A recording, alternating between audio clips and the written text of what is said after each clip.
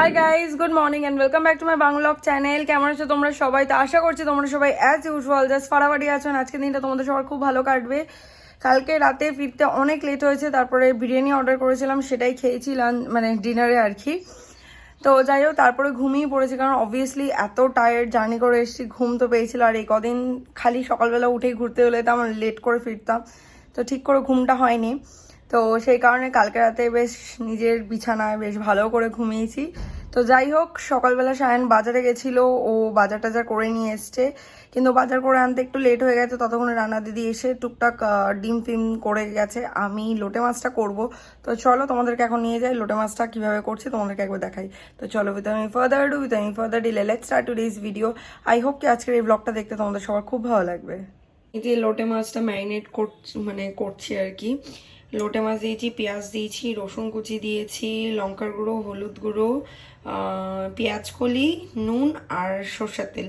এবার এটাকে ভালো করে হাত দিয়ে মাখবো, মেখে তারপর কড়াইয়ের মধ্যে অল্প একটু আরেকটু সর্ষের তেল দিয়ে এটাকে বসিয়ে দেবো। কাঁচা লঙ্কা চিড়েও দিয়েছি, দিয়ে বসিয়ে দেবো। ব্যাস, এটা এরকমভাবেই সিমে হবে, হয়ে গেল, এটা নাড়তেও হবে না।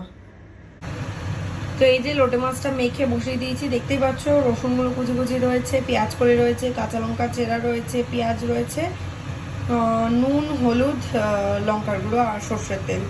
তো ব্যাস, এবার বসিয়ে দিলাম, একদম কমিয়ে রেখেছি। এটা এর থেকেই জল ছাড়বে, এটা আর আলাদা করে কোনো জল দেবো না। লোটে মাছটা বানিয়ে রান্নাঘরটা পরিষ্কার করে ভালো করে স্নান করে এসে পুজোটা দিয়ে নিলাম আজকে, মানে আগে আর কি, আজকে না, পুজোটা দিয়ে নিলাম আগে। আর আজকে সায়ন বাজার থেকে কমলা লেবু নিয়ে এসছে, তো বছরের ফল ঠাকুরকে দেওয়া হয়নি বছর এখন অবধি, তো কমলা লেবু দিয়ে আজকে পুজো দিয়েছি। তো যাই হোক, চলো এবার লাঞ্চটা করে তোমাদেরকে লাঞ্চের মেনুটা একবার দেখিয়ে দিই। তো এইখানে আছে হচ্ছে ভাত, মুসুরির ডাল, এখানে আছে হচ্ছে আলু ভাজা, এটা হচ্ছে ডিমের অমলেট করে ঝোল, এইখানে আছে হচ্ছে লোটে মাছের ঝাল, আর এটা হচ্ছে মূলো ছেচকি। সন্ধ্যেবেলা রেডি হয়ে গেছি, সন্ধ্যে দেওয়া হয়ে গেছে। এখন অবধি লাগেজ আনপ্যাক করিনি, টাইম হয়নি, কারণ ঘরদোর গুছাতেই সময় লেগে গেছে। তো যাই হোক, চলো এবার বাড়ি যাই। এসছি বাড়ি, আর এদিকে দেখো এখন অবধি রেনোভেশন চলছে, সেই কারণে সামনেটা পুরো ঢাকা। তো যাই হোক, চলো ভেতরে যাই। বেরিয়ে গেলাম বাড়ি দিয়ে। আজকে আর বাড়িতে ব্লগ করিনি, আজকে অনেকে এসেছিলো, পিসিরা, সাথে অনেক গল্প টল্প করলাম। তো যাই হোক, এই যে মা শীত কাতরে একটা সোয়েটার গায়ে দিয়ে এসছে বলে এখন ঠান্ডা লাগছে। তো যাই হোক, চলো আমি বেরোই, একেবারে ফ্ল্যাটে গিয়ে বাকি ব্লগটা কন্টিনিউ করছি, দেখতে থাকো আর সঙ্গে থাকো। ফ্ল্যাটে এসে ফ্রেশ ট্রেশ হয়ে পুরো ঘরটা ক্লিন করলাম, আনপ্যাক করলাম, সব কিছু করলাম। ওয়েট আ মিনিট, এই জায়গাটায় পুরো লাগেজে জামা কাপড় ধোয়া যাওয়ার আগে যে কিছু কয়েকটা জামা কাপড় ধুয়েছিলাম সেইগুলো সব গুছিয়েছি।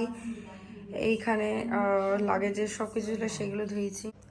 এই জায়গাটা পুরো ক্লিন করেছি। এই প্যাকেটটা কালকে বেসিক্যালি কিনেছিলাম একটা জিনিস এয়ারপোর্ট থেকে, সেটা আমি তোমাদেরকে বলেছিলাম দেখাবো, কিন্তু দেখানো হয়নি। আজকেও দেখানো হচ্ছে না, কারণ কালকে একবারে স্নান করে নেক্সট ভিডিওতে তোমাদেরকে দেখিয়ে দেবো। তারপরে এই জায়গাটা ভালো করে ক্লিন করা, সব ওয়াশিং মেশিনে কেচে দেওয়া, সব এখানে দেখছো লাগেজগুলো সব রেখেছি। এগুলো সব এবার ঢুকে যাবে। এই ব্ল্যাকটাও বার করেছিলাম, কিন্তু এই ব্ল্যাকটা নিয়ে যাওয়া হয়নি, এটা এমনি আর ঢোকানো হয়নি। তো কালকে তিনটে ঢুকিয়ে দেবো। এইটা নিয়ে গেছিলাম, আর এইটা নিয়ে গেছিলাম নীলটা। আর এই যে আমার সব গাছগুলো দেখো, সবই ঠিকঠাক রয়েছে। এটা ডালপালা একটু বেশি বেঁকে গেছে বলে, আমি মানে বেশি শুয়ে পড়েছে বলে, মানে এটা আগেই শুয়ে পড়েছিল, এত ভারে আর কি শুয়ে গেছে, তো ওই জন্য দড়ি বেঁধে রেখেছি যাতে পুরোপুরি শুয়ে না যায়। অনেক ফুলও ফুটেছে, আর এগুলো তো দেখছো প্রচুর ফুল ফুটেছে, গাছগুলো একদম ঠিকঠাক রয়েছে। বেসিক্যালি যেগুলো শুকনো দেখছো ওগুলো আগে ফুটেছিল, এখন শুকিয়ে গেছে। এখন নতুন নতুন প্রচুর গাঁদা ফুটেছে এখানে। আর এইটা তো আমাদের মনে আছে হয়তো, চিত্তরগড় যেদিনকার গেছিলাম সেদিনকার আমি এই ড্রেসটা পরেছিলাম। তো এটার কি হয়েছিল না, এই জায়গাটায় বাউলি ক্রিম লেগে গেছিলো, ওই পুচকিটা খাচ্ছিলো তখন এখানটা দিয়ে লেগে গেছিলো। তো আমি এটাকে এসে আগে যদি এটা ওয়াশিং মেশিনে ডিরেক্ট ধুয়ে দিতাম, ওটা নাও উঠতে পারতো। সেটা আমি হাত দিয়ে একটু অল্প সার্ফ দিয়ে আগে ধুয়ে এটাকে শুকিয়ে নিচ্ছি। মানে শুকানোর দরকার ছিল না, ওয়াশিং মেশিনে ডিরেক্টলি ঢোকাতে পারতাম না শুকিয়ে ওই জায়গাটা ওয়াশ করে, but washing machine already load পুরো ফুল, তো এই জন্য এটা কালকে দেবো। সকালবেলা উঠে আমি সায়নার আমার জন্য ব্রেকফাস্ট বানিয়ে নিচ্ছি। এখানে রয়েছে স্যান্ডউইচ, দেখতে পাচ্ছ পুরো ভেজিটেবল স্যান্ডউইচ, আর ডিমটা পাশে আমি জাস্ট বয়েল এগটাই দেবো। তো যাই হোক, আমার এটা হয়ে গেছে, আমি তোমাদেরকে একবার দেখিয়ে দিলাম কীরকমভাবে আমি বানাই ভেজিটেবল স্যান্ডউইচ। মানে বেসিক্যালি এটা এগ স্যান্ডউইচ, বাট এগটা আর আজকে স্লাইস করে দিচ্ছি না, একটা পাশে দিচ্ছি। তোমাদেরকে বলেছিলাম এই প্যাকেটটা কি আছে তোমাদেরকে দেখাবো, যেটা এয়ারপোর্ট থেকে কিনেছি। দাঁড়াও তোমাদেরকে দেখাই।